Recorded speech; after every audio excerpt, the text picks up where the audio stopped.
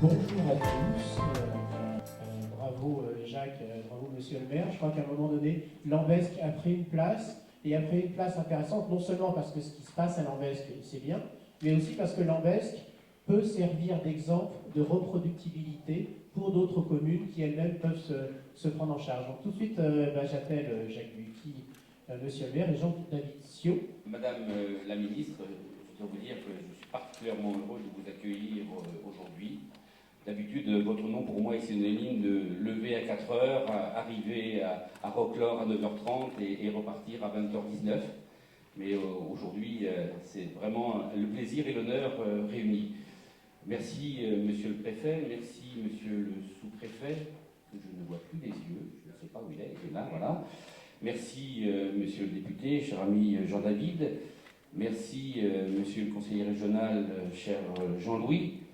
Merci mesdames et messieurs les élus qui êtes nombreux ici présents. Merci madame la directrice de la DREAL, toute nouvelle directrice je crois. Bienvenue dans notre territoire. Nous avons toujours entretenu d'excellentes relations avec la DREAL et je pense que ça va continuer. Merci aussi monsieur le président de l'ADEME, le directeur régional de l'ADEME, pas président encore, c'est pour la prochaine fois. Il est où notre ami? Voilà, il est là. Voilà. Et puis merci Gilles, merci à vous tous, bien sûr. Pardonnez-moi si j'oublie quelques noms, mais c'est difficile de citer 137 personnes, puisque je crois que c'est le nombre de cette salle. Merci Gilles, qui nous fait le plaisir et l'honneur donc d'animer cette matinée, qui nous est comptée minute par minute. Je compte sur toi pour y veiller. Donc c'est un grand honneur pour la ville de Lambesc, je l'ai dit, et je crois que tous le mesurent, élus compris, qui sont ici autour de moi. Voilà plusieurs mois que je participe aux travaux de la Commission nationale de la transition énergétique et tout simplement et de façon très courte, nous voudrions ce matin apporter notre pierre à l'édifice. Comme je vous le disais ce matin, sur le terrain, les problèmes ne sont pas vus, perçus, vécus de la même façon que dans les groupes où nous sommes à Paris. Et pourtant, il se fait de très très belles choses là-bas. Au nom de tous les élus et de tous les services, je suis heureux de pouvoir vous présenter les résultats de nos réalisations, mais aussi des travaux qui, je l'espère, seront une contribution au débat de la transition énergétique qui vous est chère. Le temps dont nous disposons ne nous permet pas de rentrer dans tous les détails, mais je voudrais simplement évoquer quelques caractéristiques, je crois, de notre vision locale quant à ce thème de l'énergie. La première d'entre elles, c'est que cette énergie qui très souvent est perçue comme très loin une source de production et très près des acteurs qui consomment plus ou moins, pour ce qui nous concerne, c'est véritablement la vision transverse qui nous importe. C'est à chaque fois que nous croisons une politique, qu'il s'agisse de l'habitat, qu'il s'agisse du développement économique, du transport, de l'aménagement, voire même des finances publiques, de l'éducation, de la gouvernance, à chaque fois le thème de l'énergie revient, bien sûr, sous une forme qui varie, mais on se rend bien compte que le monde vers lequel nous allons devra impérativement tenir compte de ce facteur essentiel. Et puis, il y a pour notre ville quelque chose dont nous sommes très fiers, parce qu'elle nous permet de préparer la ville de demain à des conditions qui vont changer, à des obligations qui vont apparaître. Il faudra veiller aux températures, il faudra veiller à ne pas se déplacer, ou en tous les cas moins se déplacer. Et pour tout cela, il faut aménager un territoire avec anticipation. Et nous avons, grâce à l'ADEME, que je tiens à saluer, pu mettre en place l'approche environnementale de l'urbanisme. Et militant dans l'âme, on ne me changera pas. Je me bats pour cette cause-là parce que je pense qu'on ne peut pas aujourd'hui construire un territoire sans avoir à l'esprit ces critères importants de la trame verte, de la trame bleue, de la biodiversité, de l'énergie, des déplacements, toutes ces choses qui vont faire non seulement que demain nous économiserons ou protégerons, mais surtout que demain nos concitoyens vivront mieux. Et puis, autre point important, j'y reviendrai tout à l'heure plus longuement, mais innover est important. Je sais qu'aujourd'hui, il y a des réflexions qui ont cours pour nous permettre de le faire, mais véritablement, nous avons sur le terrain, et j'étais au congrès de l'ADEME cette année à Nantes, et j'ai vu des centaines de villes venir présenter des solutions auxquelles chacun d'entre nous n'avions pas pensé dans notre petite cité. Il faut nous laisser ce droit à l'innovation. Localement, je parlerai tout à l'heure d'économie circulaire. J'ai été très très heureux, Madame la Ministre, je m'en souviens encore, c'était à Grenoble, le 31 janvier dernier, aux Assises nationales, vous avez pour la première fois évoqué cette forme d'économie. C'est une forme d'économie qui m'est particulièrement chère pour une raison extrêmement simple aussi, c'est que le bénéfice revient à celui qui est acteur, consommateur, mais payeur, c'est-à-dire à l'administré.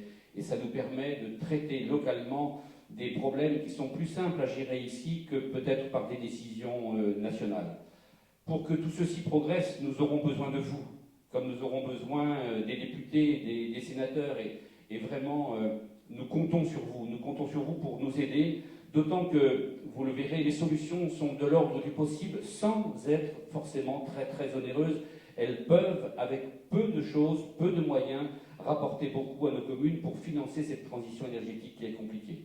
Voilà, Jean-David, on va bien sûr compter sur toi à l'Assemblée nationale. Madame la ministre, monsieur le préfet, mesdames et messieurs les élus, juste un mot pour dire que je suis très content d'être à Lambesc, non pas par pur plaisir de l'amitié que je porte à Jacques Lucky, qui était en soi essentiel pour venir, mais parce que c'est lui qui, sur ce territoire des Bouches-du-Rhône, porte cette idée que la question de l'énergie est centrale.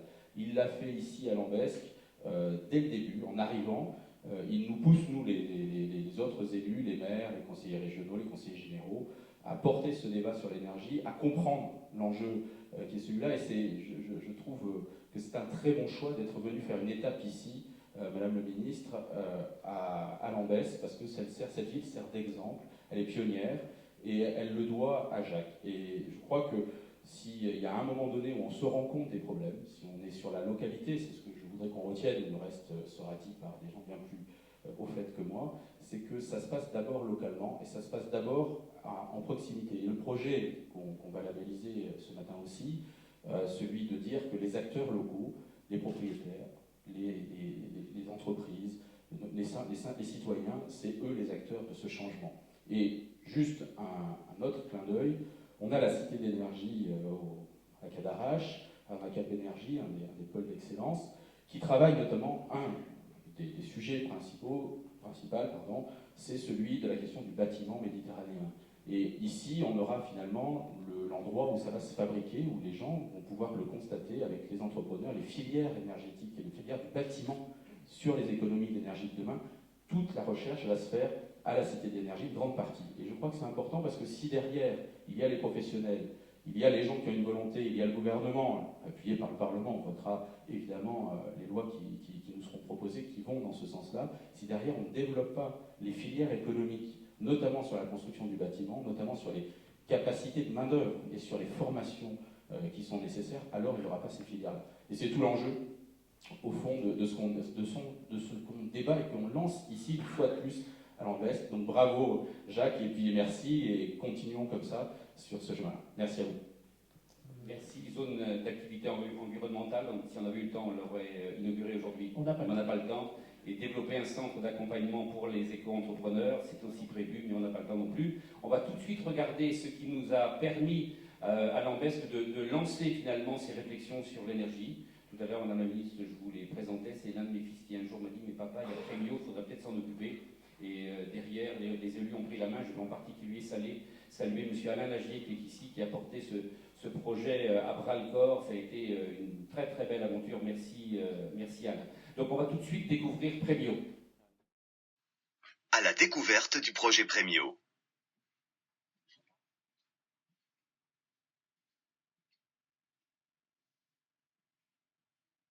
La demande en électricité varie fortement en fonction des horaires, de la météo. La production de base d'énergie permet de répondre à 80% de nos besoins. Mais dans les périodes de grande consommation, il faut mettre en route des moyens de production utilisant le plus souvent des énergies fossiles. Cela coûte plus cher et produit plus de CO2. En France, l'électricité est acheminée grâce à un réseau organisé en toile d'araignée. Au bout de cette toile, notre région est fragilisée, en cas d'incendie ou de consommation excessive, puisque le courant arrive en majorité par une seule ligne à haute tension. Et maintenant, que faut-il faire? Comment trouver une solution à la consommation croissante et sécuriser l'alimentation électrique de notre région?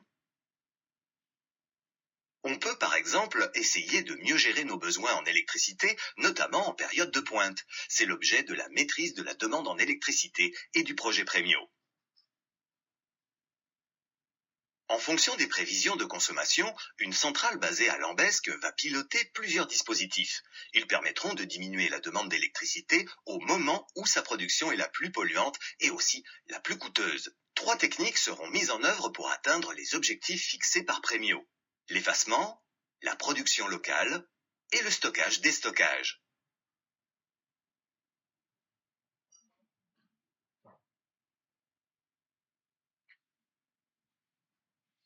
Demain, le réseau électrique sera plus complexe. Il y aura de nouveaux acteurs, producteurs locaux d'électricité renouvelable, et la maîtrise de la demande en électricité sera valorisée. Une nouvelle organisation pourrait en découler avec des tarifs indexés en temps réel sur les coûts environnementaux, financiers et techniques de l'électricité. Premio est une réponse possible à ce futur énergétique.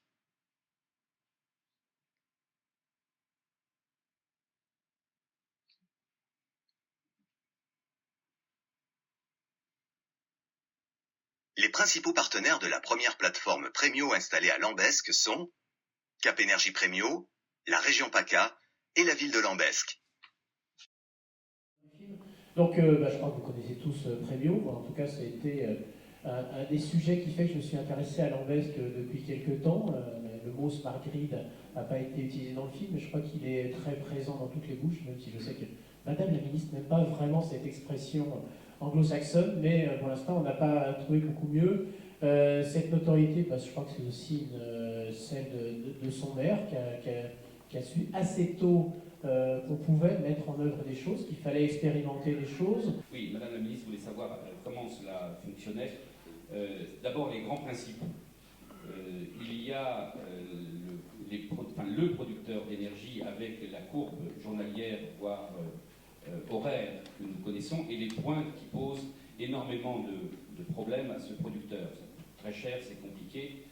Eh bien, le but de Premio, c'est de faire en sorte que sur un territoire donné, par des actions diffuses, on puisse baisser la pointe de consommation de 3 façons qui s'additionnent. La première, c'est moins consommer, donc générer des économies par un certain nombre de techniques chez les particuliers, voire dans les industries ou dans les administrations. C'est mieux consommer. Par exemple, on sait tous que la nuit, la production est très faible. À 19h le soir, la production est très très élevée. Eh bien, c'est par exemple la nuit stocker du chaud ou stocker du froid pour que les personnes n'aient pas à produire ce chaud et ce froid aux heures de pointe. Et puis la troisième solution, c'est plutôt que de produire avec les centrales d'EDF, de produire localement ce que j'appelle moi vert propre, c'est-à-dire produire des énergies renouvelables. Et à partir du moment où on a ces 3 principes-là, ce qu'il faut, c'est mettre une intelligence entre la communauté lambescaine en l'occurrence et le producteur qui, informé des besoins du lendemain, parce qu'il y a des prévisions qui sont maîtrisées, eh bien l'opérateur informe grâce à cette intelligence et une communication diffuse les différents partenaires en leur disant « Attention, demain, nous pourrions vous délester de telle heure à telle heure ». Le citoyen avait bien sûr le droit de dire oui ou de dire non. Et puis, une fois l'heure arrivée, les décisions sont mises en place. Parfois, il y a du stockage dans la journée quand il fait beau sous forme de photovoltaïque, transformé en continu, stocké dans les batteries, reconverti, bref.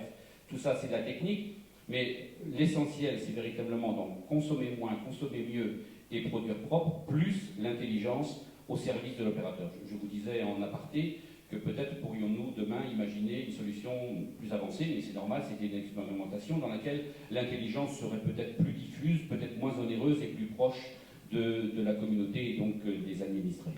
Je crois qu'effectivement, c'est des questions d'offres et de demande infiniment différentes qui sont gérées et qui vont devenir de plus importants au fur et à mesure des évolutions climatiques. Donc ce Premio a valu des récompenses à Lambesc, il y a toute l'équipe autour de Cap Énergie, les écomères en 2009, en 2010 à Santa Clara en Californie, et très récemment les prix énergie citoyenne, auxquels je suis attaché, pas seulement parce que je vais prendre la présidence du jury l'année prochaine, mais surtout parce que c'est une approche globale. Et on n'est pas en train de trouver une bonne pratique dans un coin dans la collectivité locale, mais bien une approche globale sur l'ensemble de la commune.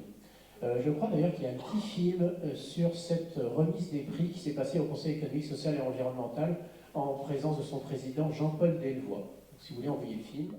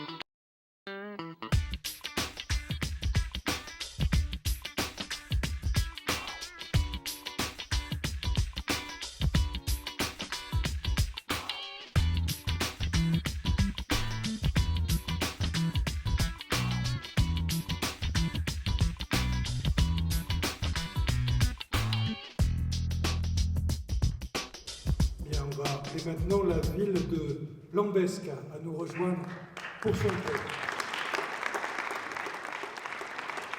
Ce que je voudrais simplement dire concernant notre ville de Lambesc, d'abord, où est Lambesc? Dans le sud, entre Salon et Aix-en-Provence, et rapidement comme ça, le plus grand tremblement de terre que la France ait connu, le meilleur rosé du monde en 2009, Miss Nationale en 2010, et une ville qui se veut durable depuis 2008.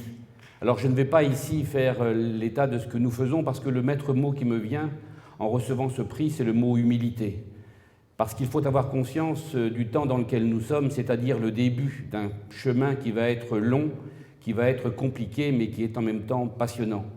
Je dois dire que pour ce qui concerne notre ville, on vit ce thème de l'énergie comme un sujet qui anime non seulement les élus, mais également nos concitoyens. Nous avons devant nous, et nous en sommes conscients, pas simplement une charge, mais surtout une extraordinaire opportunité de créer des emplois, opportunité de développer une économie, opportunité aussi de changer la ville pour la transformer. Je vous ferai grâce des actions que nous menons, non pas qu'elles soient extrêmement nombreuses, mais je vais simplement m'arrêter à quelques mots. Le premier Smart Grid français en 2009, la première horloge énergétique qui existe aujourd'hui dans les écoles et qui permet aux enfants de comprendre, parce que c'est par eux que se feront les solutions de demain. Mais aussi quelque chose dont nous sommes très fiers, l'approche environnementale qui a été la base du plan de développement de notre ville à 25 ans pour ne pas faire n'importe quoi. Et au cœur de ça, quelque chose qui nous plaît beaucoup, c'est le plan Arbre 2050 pour prévenir l'augmentation de température que nous subirons à cette époque-là. Et je voudrais simplement terminer en disant que l'énergie ne doit pas faire peur. L'énergie n'est pas une charge, l'énergie est une opportunité. Et sur ce sujet, j'aime à reprendre la phrase de Pierre Radane qui souvent nous dit « N'agitez pas des chiffons noirs qui font peur sur le thème du développement durable. Battez-vous, mettez en œuvre des solutions, donnez de l'espoir. C'est cela qui dynamise et c'est cela qui fera vivre nos communes, nos collectivités et qui permettra demain à nos citoyens de trouver des solutions aux problèmes qui sont les leurs aujourd'hui. » Je fais modestement cette phrase mienne et je veux croire que grâce à l'énergie partagée par vous tous ici, ensemble nous pourrons faire à nos territoires le chemin important qui est devant nous, mais en même temps passionnant. Merci. Je suis très heureux du prix que la ville de Lambesc a reçu ce matin. C'est avant tout un prix pour les Lambesquins qui sont avec nous dans l'action depuis des mois et des années sur différents projets et qui aujourd'hui sont reconnus comme étant un exemple sur le plan national. L'action n'est pas terminée. Demain, nous allons mettre en œuvre le guichet de la rénovation qui sera au service non seulement de chacun des Lambesquins, mais aussi des entreprises locales pour créer de l'emploi et pour améliorer le confort de chacun.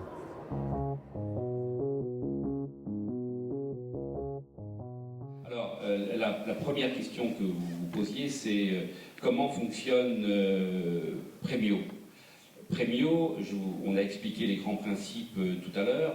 Concrètement, sur le terrain, c'est à peu près 50 administrés et une dizaine de lieux dans des maisons de retraite, associations, administrations, qui ont été équipés d'un certain nombre de techniques dans des domaines très différents pour pouvoir réaliser ces trois objectifs que j'évoquais. Pour citer un exemple, la maison de retraite qui est derrière nous, eh bien, il y a un stockage d'eau chaude dite solaire qui permet de répartir dans la journée la consommation d'énergie et donc à la fois par le stockage de faire une économie à la maison de retraite et par le décalage dans le temps du chauffage de ces ballons d'éviter à EDF de produire à un moment de pointe.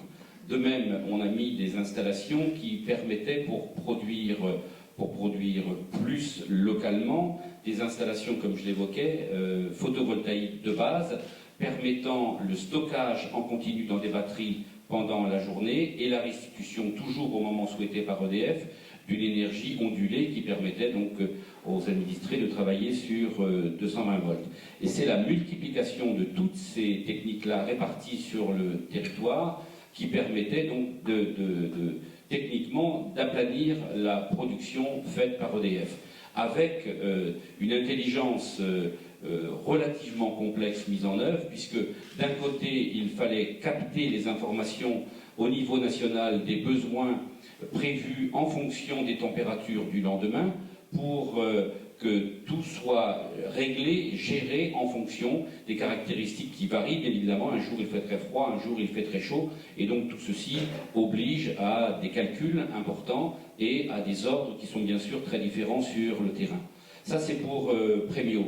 Ensuite, l'horloge énergétique, au passage je salue les représentants d'EDF qui sont ici présents, parce que c'est un effort important qui a été fait par EDF de concevoir cette horloge. L'horloge, c'est comme une horloge ordinaire, c'est-à-dire qu'on voit le temps passer avec les aiguilles qui tournent, mais sur l'écran de l'horloge, on l'a un peu vu tout à l'heure, il y a une représentation de base qui est celle de la consommation instantanée. On voit par un point jaune, puis derrière un autre point jaune, une courbe qui fait apparaître la consommation normale en fonction de ce qui a été enregistré par le passé.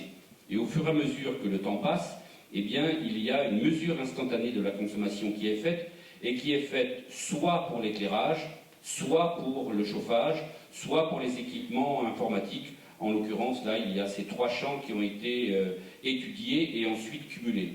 Et pour ces trois champs-là, il y a aussi des courbes de référence, et à chaque instant apparaît une courbe qui se fait de minute en minute pour chacun de ces domaines d'usage. Et quand les enfants voient apparaître, par exemple, pour l'éclairage, une courbe en rouge qui dépasse la courbe normale, ils savent, ils agissent, ils voient le résultat.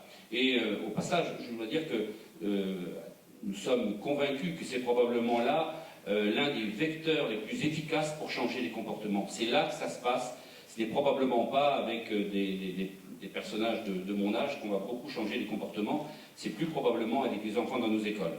Je dois d'ailleurs, sur ce point, dire que nous souhaiterions vivement que l'éducation nationale prenne plus à cœur peut-être ce sujet-là. On a un peu de difficulté, voilà, je vais dire ça comme ça, on en a déjà parlé, Madame la Ministre. C'est important que l'éducation nationale considère que c'est son devoir de montrer tout ceci aux enfants. Enfin, tout à l'heure, vous avez dit 2008, mais je crois que tout ça n'est pas né en 2008, parce qu'à un moment donné, ces gens qui portent, quel que soit l'âge, les projets dans le développement durable, généralement ont divers univers et compétences. Et avant, vous avez créé une entreprise dans les énergies renouvelables, qui a modélisé à l'occasion de son entrée en bourse un modèle qui est aujourd'hui très très présent dans les collectivités locales. Aujourd'hui, vous avez envie de nous démontrer que c'est pas tout à fait le meilleur pour les collectivités locales, en tout cas c'est celui qu'il faut construire pour l'avenir. Oui, je dois dire que c'est un sujet sur lequel je milite très activement, absolument convaincu que c'est, vu par nous, localement, et vous comprendrez pourquoi, l'une des solutions les plus importantes pour financer la transition énergétique sur nos territoires. Alors, on ne va pas refaire ici tout le travail qui a été fait pendant un certain nombre de mois, et voire même d'années, avec des experts juridiques et financiers, simplement d'aller au résultat et de voir surtout ce qu'il convient de faire pour changer ce qui existe actuellement. Nous sommes partis de l'expérience de Lambesc, où nous avons de 2009 à 2010 fait des études pour essayer de savoir comment nous pouvions produire une énergie renouvelable et surtout quel serait le rapport pour la collectivité. 180 000 euros, c'est ce qui était proposé par les opérateurs. 1 500 000 euros, c'est ce qui est apparu avec des études différentes et une innovation forte pour la collectivité. Et bien évidemment, cela nécessitait de changer un certain nombre de principes, en particulier de principes juridiques. On était dans le mode du BEA, eh bien, en pensant maîtrise d'ouvrage public et avec des formes très différentes que je n'ai pas le temps de détailler, on aboutit non seulement à un résultat très très différent pour la commune, mais surtout, au terme de ces schémas, la commune est propriétaire et conserve des revenus au-delà. Donc la première leçon, c'est veillons dans nos communes à conserver l'argent pour la collectivité et non pas à le laisser partir avec des solutions souvent trop faciles. La deuxième leçon que nous avons tirée, toujours d'une expérience locale, Lambesc avait son champ prévisible de 17 MW, la commune voisine, une petite commune de 600 âmes, un champ de 90 MW.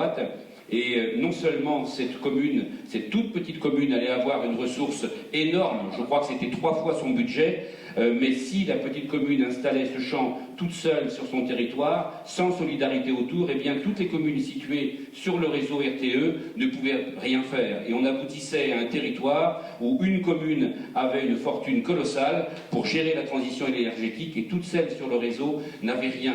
Donc il faut absolument trouver des solutions à ce problème-là, c'est ce à quoi nous sommes attachés. Alors je ne vais pas là non plus rentrer dans les détails, mais vous le connaissez, Madame la Ministre, on a le citoyen qui paie, la CSPE, la société de production qui est ici, avec les dividendes qui vont aux actionnaires privés, et un peu de temps en temps pour quelques collectivités seulement. Avec cette remarque importante que je vous faisais tout à l'heure, à savoir que ce schéma-là pour le photovoltaïque, aujourd'hui, il est injouable pour les collectivités. Nos temps de réaction, nos capacités d'étude, notre intelligence financière et juridique ne sont pas compatibles avec les exigences des appels d'offres. Et donc, pour nous, il est important de supprimer cet appel d'offres, en tous les cas, de nous donner la possibilité de faire différemment.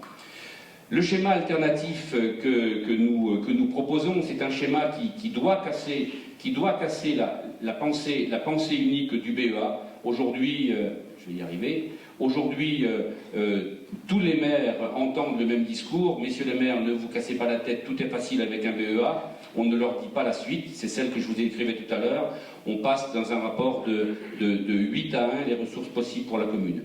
Il faut donc rendre possible la maîtrise d'ouvrage de la collectivité, j'y reviendrai. Il faut créer des outils juridico-financiers, j'y reviendrai également. Voilà, il faut remplacer l'économie partielle, le citoyen, la CSPE et la société par un schéma plus global où le retour se fait pour l'administré.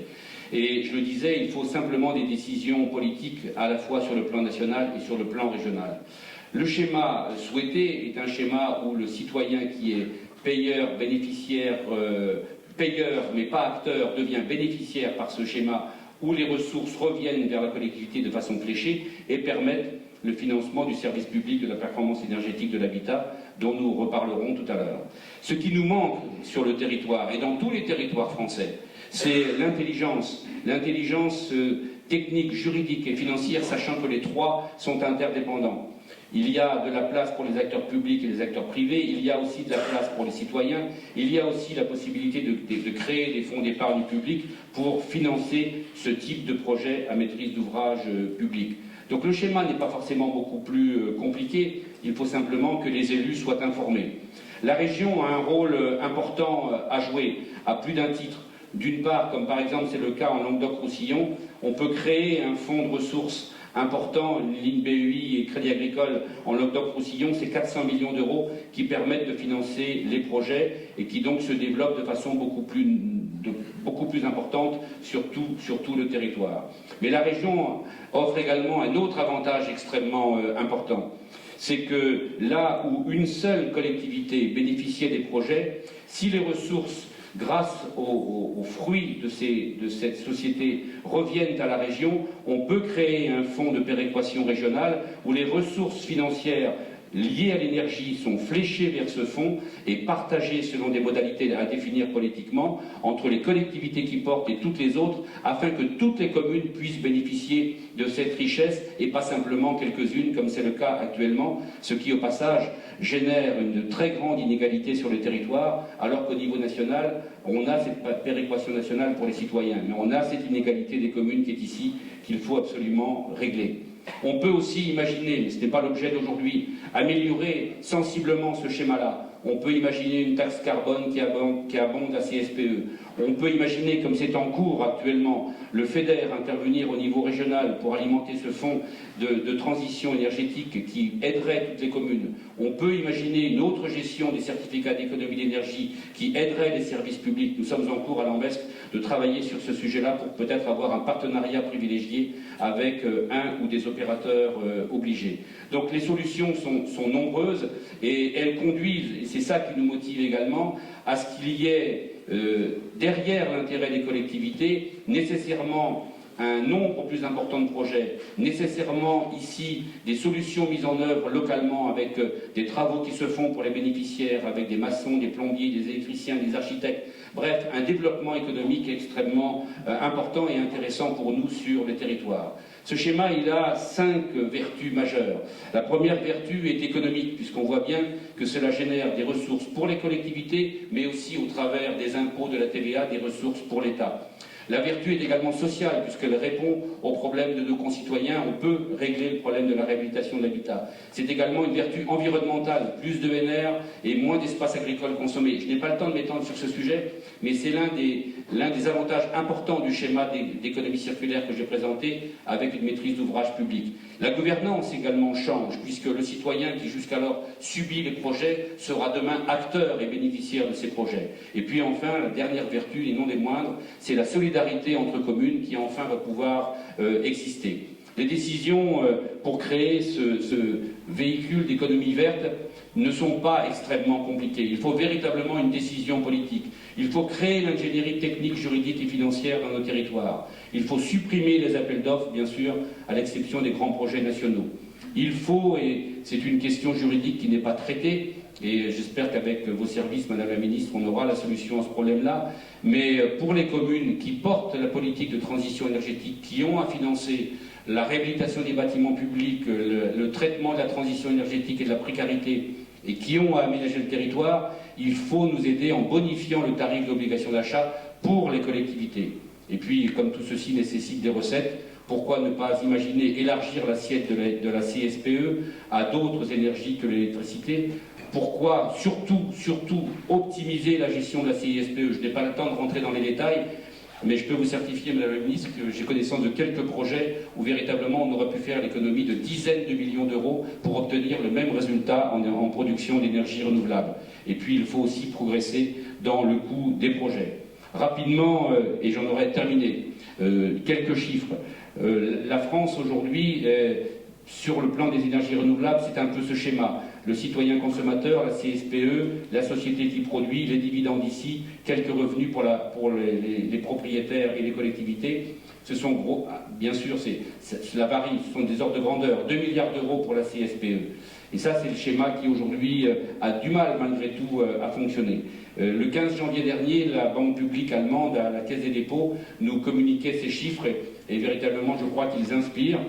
Pour 650 millions d'euros mis au niveau de l'État allemand, il y a, grâce aux financements qui sont différents, avec des taux allemands et français, je n'y reviendrai pas non plus, qui sont différents, mais le bras de levier est là-bas extrêmement important et génère 7 milliards d'euros d'investissement dans les collectivités et sur le territoire. Cela a permis la création de 200 000 emplois et l'ensemble de ces économies sur le plan social et sur le plan fiscal a permis à l'État allemand de récolter 1,4 milliard d'euros. On voit bien donc que ces solutions, je ne vais pas aller dans ces détails-là, on voit bien que les solutions sont possibles. Nous, Madame la Ministre, en résumé, premièrement, qu'on nous supprime les appels d'offres. Deuxièmement, qu'on nous bonifie le tarif d'obligation d'achat pour les projets à maîtrise d'ouvrage public et que l'on mette au niveau des régions une intelligence pour accompagner les collectivités. Et je pense qu'on aura franchi un très très grand pas. En tous les cas, nous, l'Ambesque, nous sommes prêts. Les projets que je vous ai montrés tout à l'heure, qui auraient pu rapporter 1,5 million d'euros par an pendant 20 ans, ont été coupés net le 3 décembre 2010 par le moratoire du précédent gouvernement. Je souhaite vraiment que le gouvernement actuel nous redonne la chance que nous étions sur le point de saisir. Voilà, merci. Très souvent, ces questions d'appel d'offres nous posent problème aussi, y compris dans le domaine académique, quand on veut mettre en place des expérimentations, des démonstrateurs. À un moment donné, c'est une question qui doit être posée, mais je crois que toutes ces questions sont posées dans le débat sur la transition énergétique que vous avez initié et que vous animez, Madame la Ministre. Et je crois que c'est vraiment un moment important, et c'est un moment d'autant plus important qu'on est à un an des municipales. Et je crois que quelles que soient les équipes qui vont arriver un peu partout, moi j'ai 170 municipalités qui sont adhérentes des comités 21, je crois que toutes ont besoin de repartir sur des bases très fortes, et les questions du cofinancement, de l'autofinancement se posent sur l'ensemble des projets. Jacques, vous avez cité les questions de solidarité entre communes, il y a aussi les questions de précarité énergétique. Je crois que jamais la question de la précarité énergétique est apparue aussi fortement que ces derniers mois. Alors, on sait bien les difficultés qu'on peut avoir au Conseil constitutionnel actuellement, mais espérons que ça va passer assez rapidement et que le sujet ne sera pas reporté au calendrier grec, comme ça a pu être le cas pour la taxe carbone dont vous avez parlé tout à l'heure. Je crois que ces récompenses sont diverses, on a parlé de beaucoup de choses, mais il y a aussi le fait que, je dis titre parce que quasi-conditionnalité, bon, je critiquais les termes anglo-saxons tout à l'heure, mais celui-là est un peu difficile aussi. Mais l'association a choisi l'Ambesc pour un projet innovant, un projet de lutte contre la précarité, et c'est un des éléments forts qui a fondé cette démarche qu'on va vous raconter maintenant, qui est celle du guichet. Il y a beaucoup de projets en cours, tous ne marchent pas. Je crois qu'on est aujourd'hui face à des solutions quand tout le monde sait se mettre autour de la table. Et c'était le cas sur ces projets. Il y a beaucoup d'entreprises qui sont impliquées aux côtés de la mairie. Et il y a 2 ans de travail, et tout ça est dû aussi à une volonté importante, celle de monsieur Pénavert, et qui doit être très très content aujourd'hui, parce que c'est un vrai démarrage. Et maintenant, le petit film. Dernière mesure que je voulais vous présenter, c'est le plan de rénovation énergétique de l'habitat. Faire sortir 4 millions de ménages de la précarité énergétique. Deuxième objectif, rénover 500 000 logements chaque année. Et c'est pourquoi il y aura un guichet unique de l'efficacité énergétique qui jouera auprès des ménages un rôle de conseil, d'accompagnement de projets, de mobilisation des aides. Au contraire, il s'agit de faire en sorte que toutes les informations puissent être données sur le territoire, partout, pour que les particuliers, avec les artisans, puissent avoir la bonne information. En tant qu'élu, moi, ce qui m'importe, c'est le citoyen. C'est celui qui a le problème, c'est celui qui vit le problème. On a besoin de fédérer toutes les forces qui interviennent pour construire une solution qui soit acceptable, fiable, solide et qui donne envie. Mais ensuite, on a aussi compris que les gens avaient besoin de conseils, que les gens avaient besoin d'accompagnement sur le plan financier, d'accompagnement sur le plan administratif, besoin d'être rassurés par du contrôle, par des assurances. Il y a des outils techniques, mais il y a aussi des outils financiers, puis il y a des outils d'accompagnement. Il faut que l'on mette de la confiance. Cette confiance, on l'aura par la qualité. La volonté est là. Reste à lever les freins qui, pour l'instant, perturbent le passage à l'action des particuliers. Il leur manque des repères fiables dans ce marché diffus et une vision claire de ce qui pourrait être leur propre projet de rénovation. Jusque-là, en matière de rénovation énergétique, les particuliers ne savaient pas où s'adresser. Les informations étaient dispersées, les sources diverses, peu connues et parfois à visée commerciale. Où se renseigner?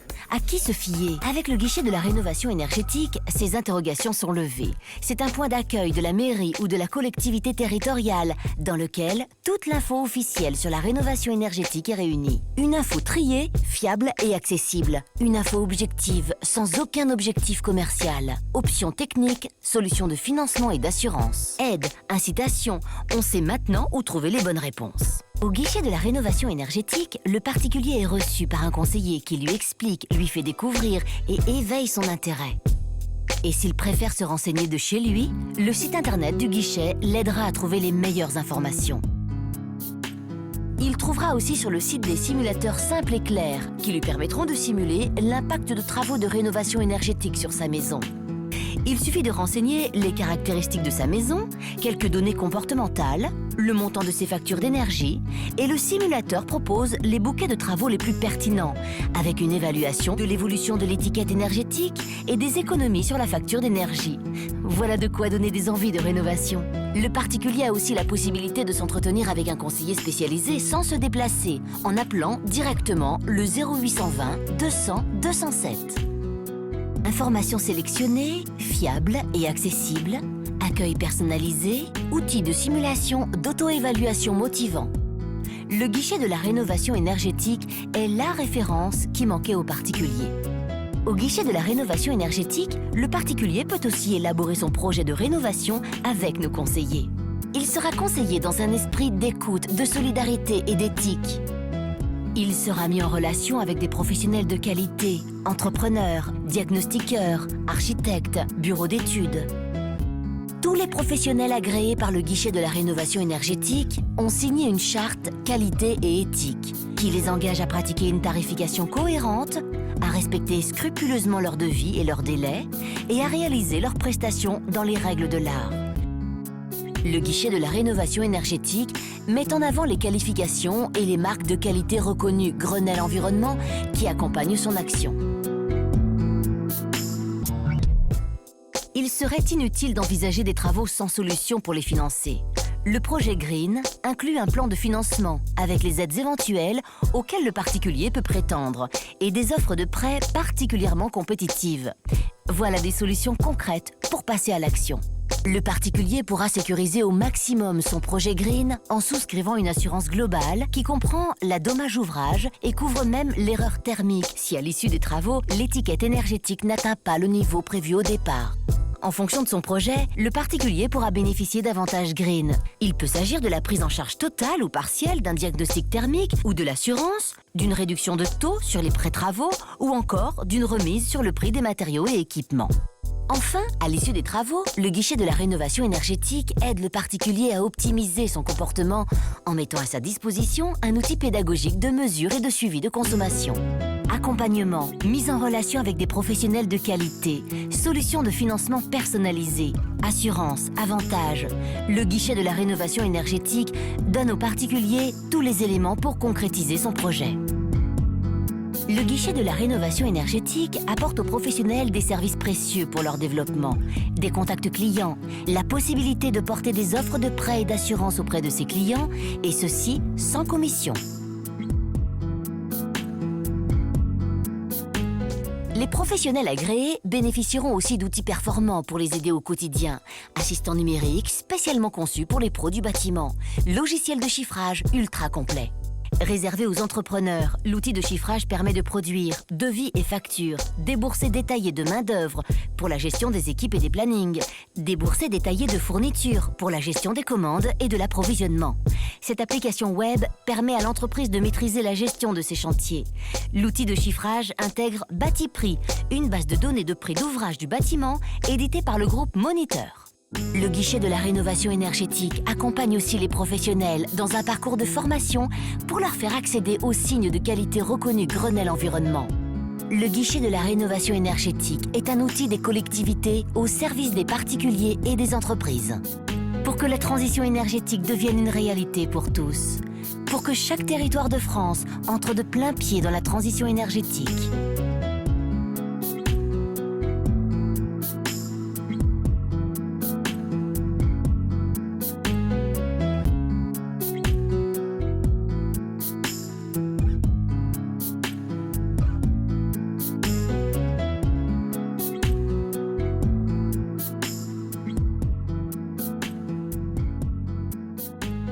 Le film est très bien fait, il est très complet, mais c'est quand même avant tout une aventure humaine. Donc si vous voulez vous installer, vous avez... je vais vous passer un micro. Voilà, donc vous avez un micro, je ne sais pas qui prend la parole le premier. Allez Sven, c'est à vous pour quelques minutes.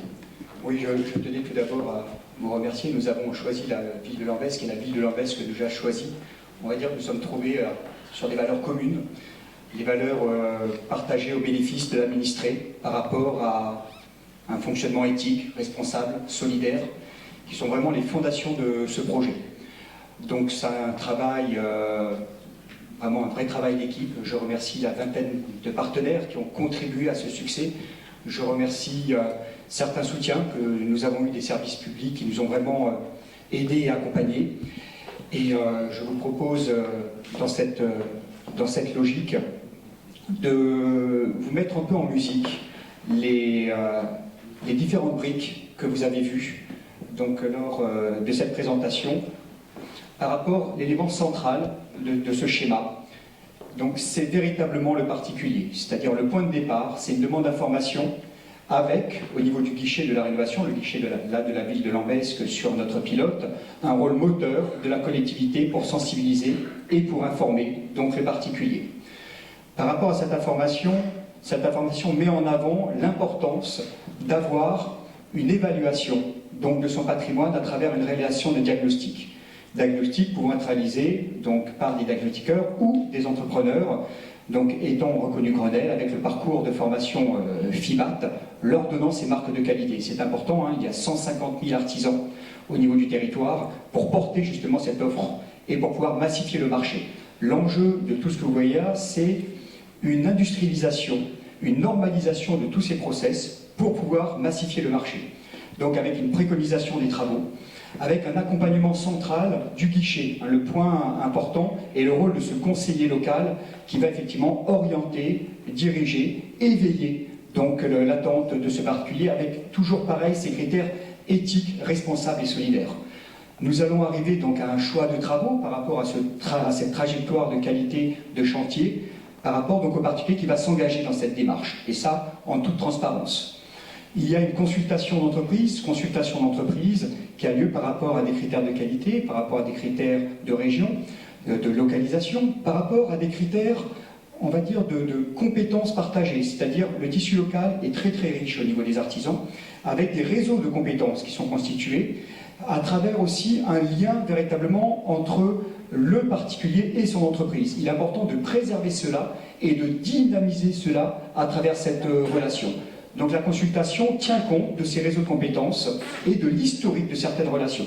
C'est tout à fait clé par rapport justement au fait de privilégier le tissu local. Lorsque cette consultation est lancée, afin de massifier le marché, il y a une notion de fiche projet.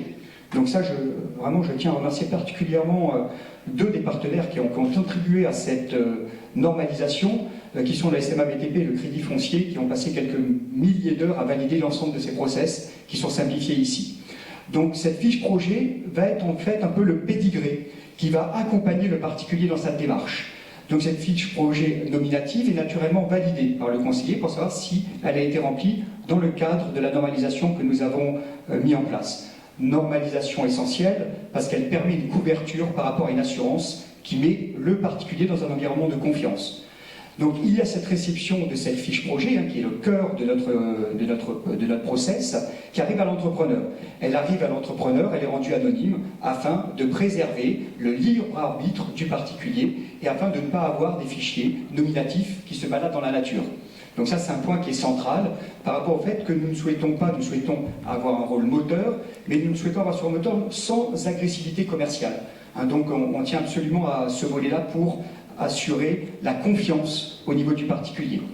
L'entrepreneur donc est libre d'accepter ou de refuser cette fiche projet par rapport aux différents critères qui ont été référencés. Donc on se place naturellement dans un schéma où le particulier donc accepte cette fiche projet.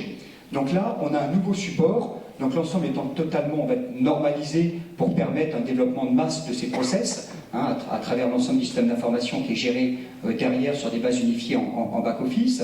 Donc une fiche contact nominative. Donc là, l'entreprise est identifiée et permet d'avoir une visibilité au niveau de son futur client particulier.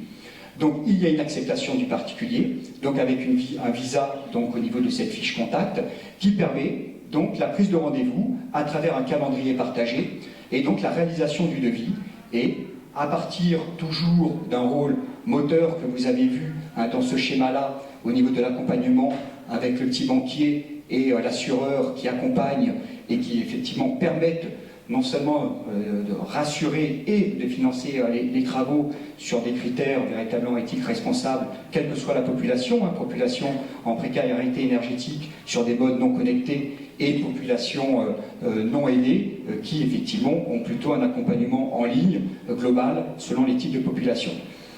Donc on a l'arrivée, donc on est, vous voyez là simplement dans le processus de lancement du chantier de qualité.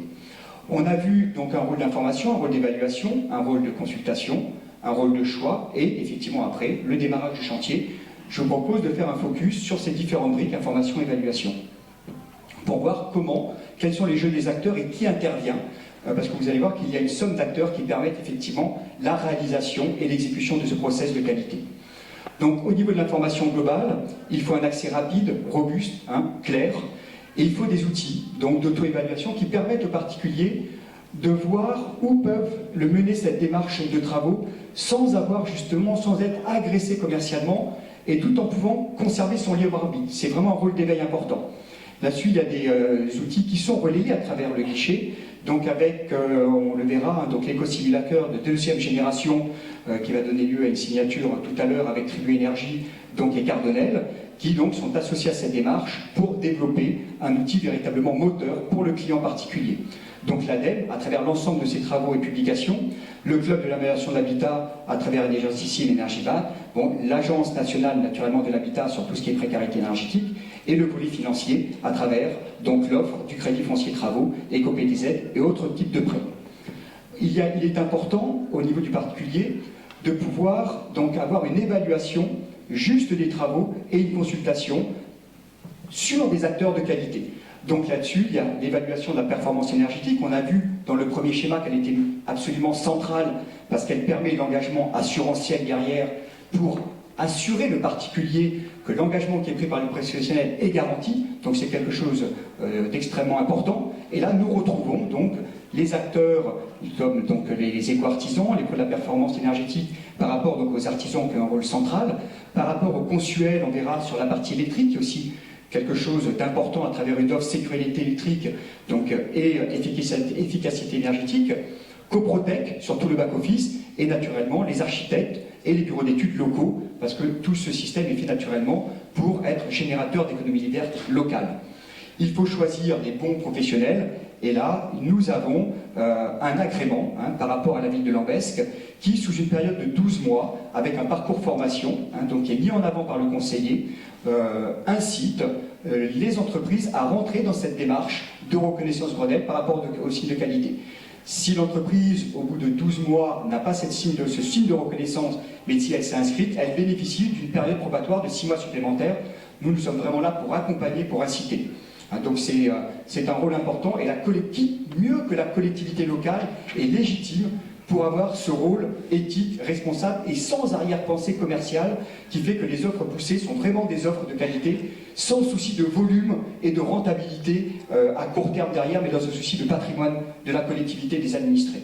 Donc c'est vraiment un enjeu central par rapport à l'éthique portée par ce projet.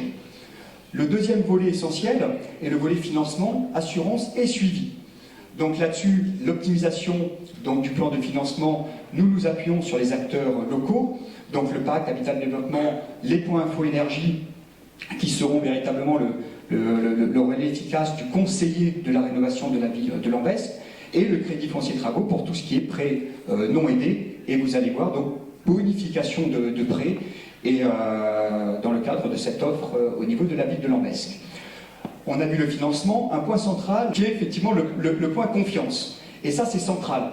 C'est-à-dire, sans confiance, c'est du baratin. C'est-à-dire que les structures qui promettent, sans qu'il y ait une offre assurantielle garantie, ne sont pas des offres légitimes. Par contre, pour pouvoir garantir une offre, il y a un travail de normalisation de toutes les trajectoires de chantier, de tous les process, pour qu'un assureur de qualité, qui est la SMA BTP, s'engage sur ce type de process. Donc c'est un point extrêmement important et nous remercions la SMA BTP pour véritablement les centaines d'heures passées pour aboutir à cette offre assurantielle, donc en termes de dommages ouvrages et d'étiquette énergétique qui est portée au niveau du guichet. Le dernier point, les chantiers ont démarré, le chantier a été correctement exécuté de par cette trajectoire de la qualité qui a été respectée, et le volet suivi. C'est-à-dire qu'une fois que ce chantier est terminé, il est important pour l'administré de voir quel est l'impact de son comportement. C'est-à-dire vous avez beau faire les plus beaux des travaux, vous avez beau avoir une garantie d'étiquette énergétique, si le particulier n'est pas sensibilisé sur le rôle de l'impact de son comportement sur sa consommation, ça ne marche pas. Donc ce point est vraiment absolument central. L'ADEME a fait des travaux remarquables de sensibilisation. Notre but, c'est de les rendre accessibles et d'associer des partenaires industriels qui ont effectivement les outils pédagogiques et en rendant vraiment lisible la visualisation de cette consommation pour être efficace. En tant qu'assureur, on a eu cette démarche depuis le Grenelle de l'environnement. On a mis en place une démarche assureur, on va dire éco-assureur, avec ce qu'on a appelé notre plan d'assurance de développement durable. Et à ce titre-là, je vous remets 2 guides que nous avons faits sur justement l'économie qu'on peut avoir dans le domaine de la rénovation énergétique. Alors, le guichet, on en a parlé, l'important ce sont les ménages. Les ménages, lorsqu'ils vont décider de pouvoir avoir une démarche de rénovation énergétique, vont avoir un point qui va être la demande d'assurance. La demande d'assurance, ça va être une garantie pour eux, parce que tout à l'heure on a parlé de valeur, on a parlé de protection, donc la dommage ouvrage et l'étiquette énergétique. Ça, cette écart énergétique, c'est le point de départ de leur volonté de rénover leur habitation, c'est-à-dire de monter par exemple de A à B, et en fonction de ça, l'entrepreneur va s'engager sur l'efficacité des travaux qu'il va mettre en place pour avoir une efficacité énergétique, et bien évidemment avec la dommage ouvrage, par le biais d'une police d'assurance que nous avons montée pour justement garantir l'ensemble de l'opération. Une fois que l'opération est faite, on va avoir, par rapport à l'étiquette initiale, on va avoir un contrôle. Est-ce que effectivement les travaux permettent bien de changer d'étiquette et de passer à B? Donc, on va avoir ce contrôle qui peut éventuellement définir une non-conformité par rapport à l'engagement. Donc, dans ce cas-là, en tant qu'assureur, nous garantissons l'entrepreneur de pouvoir lui permettre de faire les travaux complémentaires pour que justement, il puisse atteindre l'étiquette finale et que les travaux soient conformes à ce qui avait été déclaré au démarrage. Voilà. Et donc, on boucle la boucle, et ça permet aux ménages d'être certains qu'en bout de course, ils arriveront bien à ce qui a été déclaré dans tout le processus de permettant d'arriver à faire une offre valable. Bonjour à tous, je suis Alain David, je représente le Crédit Foncier. Pour nous qui, depuis 160 ans, finançons à la fois les écoles publiques, nous sommes partenaires des collectivités locales, les spécialistes de l'accession à la propriété, c'était une évidence de faire partie de ce projet-là. Merci de nous accueillir.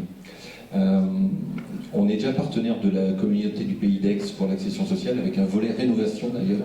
Donc c'était d'autant plus logique qu'on soit là dans le projet de guichet de rénovation énergétique. Dans le projet en question, si on regarde le processus, qu'est-ce qu'on va faire? On va venir sécuriser la partie financement. Donc première chose, un échange pour bien comprendre quel est le besoin. Est-ce qu'il y a un besoin de financement? Est-ce qu'il n'y en a pas? Et que dès le départ, soit localement, soit à distance, il puisse y avoir un échange sur le sujet financier, parce que c'est quand même le nerf de la guerre. Dans un deuxième temps, on a fait en sorte d'apporter l'ensemble de nos savoir-faire, de la matière grise aux équipes du guichet, pour que l'ensemble des dispositifs d'aide, de financement, d'éco-PTZ, de maîtrise des différentes durées de financement soient mis à disposition pour proposer le montage d'un dossier. Une fois que c'est parti, on va traiter à distance dans les équipes de Crédit Foncier Travaux. Je salue la présence de Christophe Bouilleret qui dirige pour la France l'ensemble de ces équipes-là qui est à votre disposition ensuite si vous souhaitez le rencontrer. On va traiter à distance, dans les meilleurs délais, cette demande de financement. Où est-ce qu'on a été mettre de la sécurité derrière dans le financement? Parfois, vous versez votre acompte à une entreprise que vous ne connaissez pas forcément, et parfois, ça se passe un peu mal, vos travaux ne démarrent pas, ou quand ils démarrent à mi-chemin, ça s'arrête. Ce qu'on a fait, c'est qu'on a fait en sorte que l'argent soit cash, soit à travers le financement qu'on va réaliser, nous, Crédit Foncier Travaux, soit quelque part sécurisé par le guichet, et quelque part, les fonds n'iront à l'artisan que quand le particulier aura signé une attestation de démarrage des travaux. Donc il n'y aura pas un euro de versé tant que les travaux n'auront pas démarré. Et on va employer le même processus de sécurisation au milieu du chantier, voire plusieurs fois si le chantier est très long, et également à la fin. Et vous voyez, c'est ce qui illustre la fin du processus pour sécuriser le paiement des travaux tout au long de l'opération. Donc on amène les solutions, les éco-PTZ, des longues durées. Je me permets d'insister sur ce sujet-là. Souvent la rénovation énergétique, j'ai bien compris, mais je vous parle de 20 ans de durée de financement. J'ai fait partie des chantiers sur les financements innovants. Souvent la problématique c'est que c'est pas rentable de faire les travaux tout de suite. Avec Crédit Foncier Travaux, on va faire des financements qui pourront aller jusqu'à 15 ans, jusqu'à 20 ans. Quand vous achetez votre maison, que vous la payez sur 20 ans, vous ne posez pas de questions. Pourquoi on ne ferait pas des travaux de rénovation énergétique sur la même durée pour faire en sorte que dans le budget du ménage, ce soit différent dès le départ? Donc on amènera toutes ces solutions-là, et en plus la proximité locale de nos équipes d'Aix. Céline Charles est également dans la salle pour représenter notre agence locale. Voilà, c'était difficile de tenir dans ce peu de temps. Merci à tous pour cet effort de temps. Je sais que, Madame la Ministre, vous aimez écouter ce que vous prenez beaucoup le temps de faire en ce moment, mais nous aussi, on a envie de vous écouter réagir, peut-être poser des questions complémentaires. Donc, un ministère de l'écologie, du développement durable et de l'énergie, je crois qu'on est un certain nombre dans cette salle est très content que l'énergie fasse pleinement partie des responsabilités de votre ministère, et ces collectivités locales qui ont envie d'exemplarité, puisque la France recevra en 2015 la conférence mondiale sur le climat.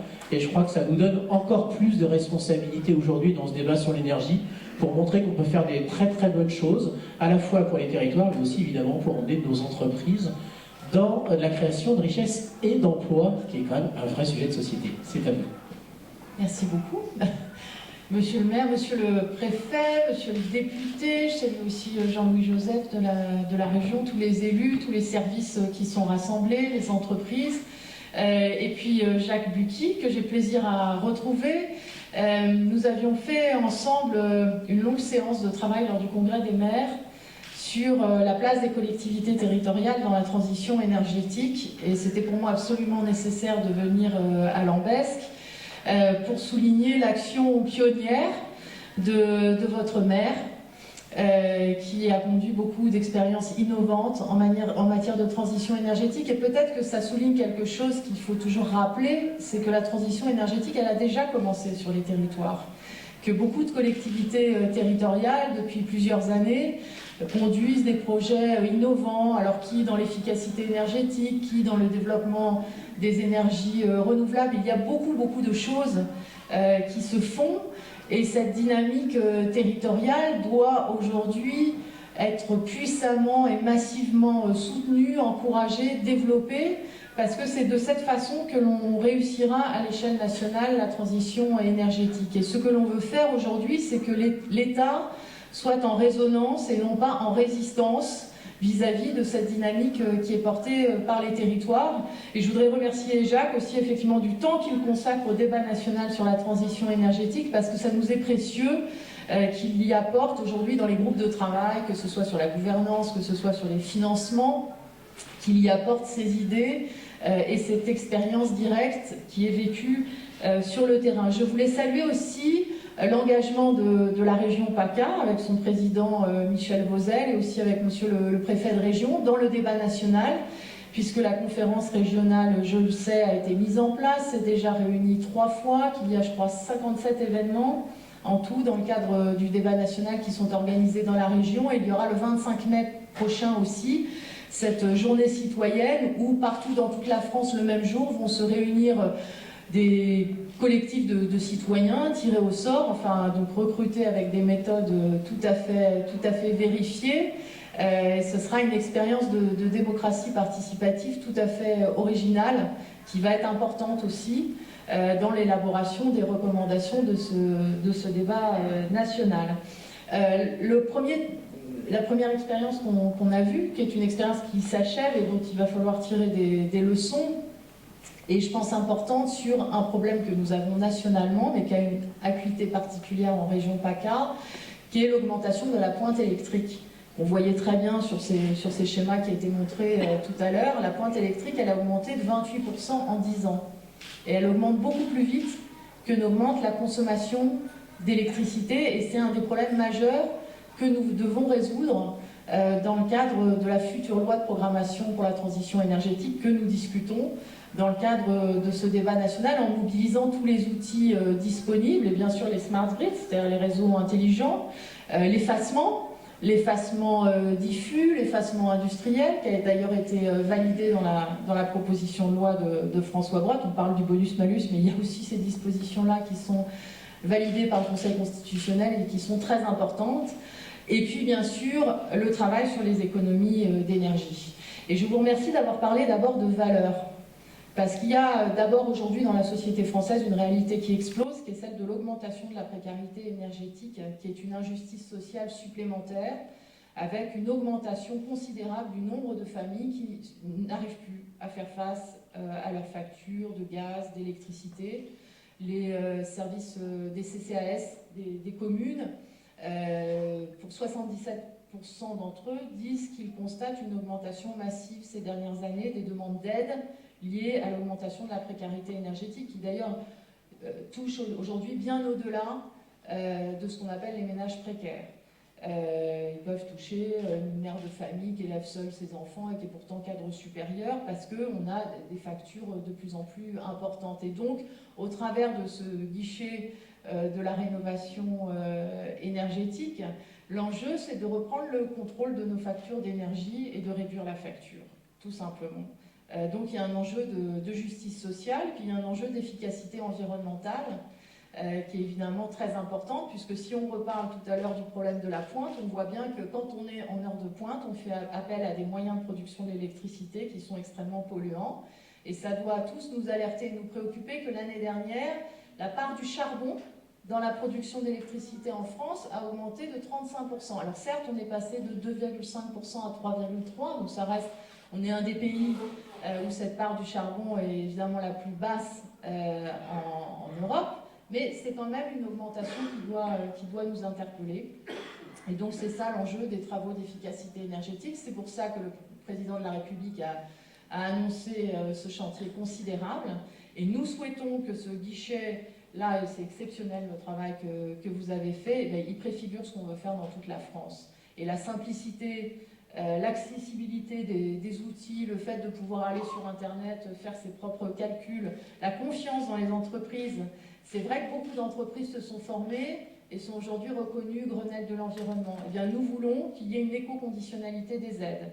C'est-à-dire qu'à partir, je l'espère, du mois de janvier prochain, pour pouvoir bénéficier des aides, il faudra s'adresser aux entreprises qui sont certifiées Grenelle de l'environnement, parce qu'il faut que l'effort des entreprises qui s'engagent, elles aussi, dans la transition énergétique, soit reconnu. Et donc, il y a une incitation et un encouragement aussi à se tourner vers elles. Je sais qu'il y a aujourd'hui, par rapport aux difficultés économiques, à la crise actuelle, aux difficultés actuelles, une attente très importante dans le secteur du bâtiment, de l'artisanat.